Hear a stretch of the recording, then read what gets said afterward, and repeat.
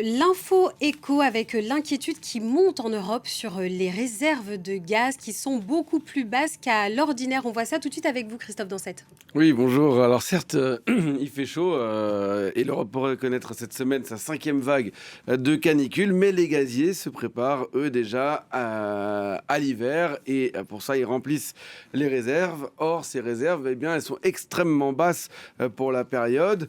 Les stocks ne sont remplis qu'à 57% en ce mois d'août. En principe, en moyenne, eh bien, à cette période de l'année, on est plutôt à trois quarts des stocks qui sont remplis. Vous voyez sur ces courbes que l'année dernière, on était à peu près 69% et qu'il y a 2 ans, c'était même 85%.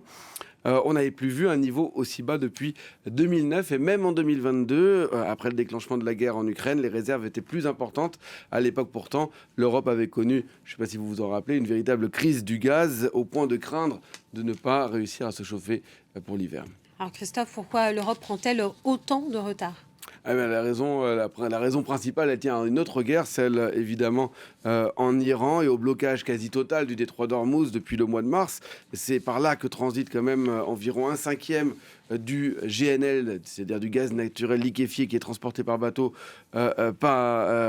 mondial. Hein. Et l'essentiel de ce gaz qui traverse ce détroit d'Ormuz, eh bien, il vient du Qatar où des installations gazières ont été bombardées par Téhéran.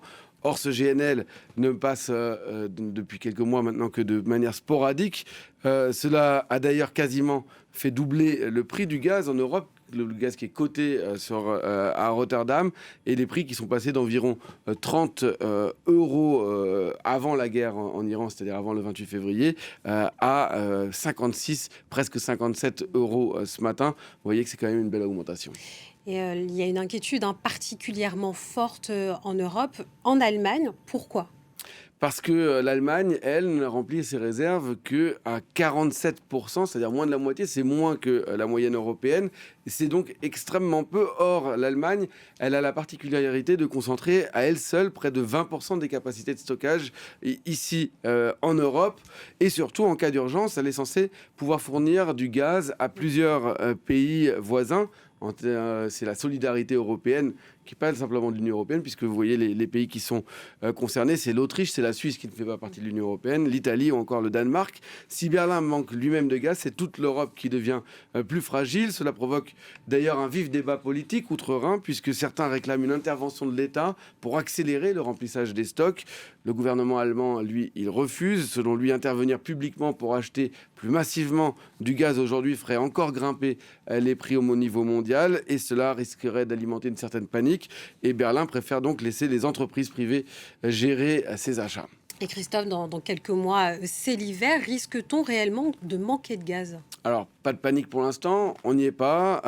Il reste encore plusieurs mois pour remplir ces réserves, mais il va falloir clairement accélérer les livraisons. Le problème, c'est que l'Europe, elle n'est pas seule sur le marché. Il y a tous les pays qui cherchent du gaz, et en particulier la Chine, qui est évidemment le plus grand pays du monde en termes avec l'Inde. Hein, et elle aussi, elle cherche à sécuriser ses approvisionnements en gaz, et elle est prête à payer très cher pour attirer des cargaisons de GNL et donc piquer, si vous voulez, ces cargaisons à l'Europe. Autrement dit, une véritable compétition mondiale est engagée. Et c'est là que l'Europe fait face aussi à un certain paradoxe, puisque Bruxelles doit tourner définitivement la page du gaz russe à partir du 1er janvier prochain. Mais en attendant, eh bien, faute de mieux, elle en achète de plus en plus à Moscou. Au premier semestre, ses importations de GNL ont augmenté de 11%. Alors on voit qu'il y a une compétition mondiale, et si cette compétition mondiale, elle continuait à s'intensifier, la banque Goldman Sachs estime que le prix pourrait remonter au-dessus des 100 euros le mégawattheure. Ce serait évidemment une très mauvaise nouvelle pour les particuliers, mais aussi pour l'ensemble des industriels européens. Merci à vous, Christophe, pour l'info écho.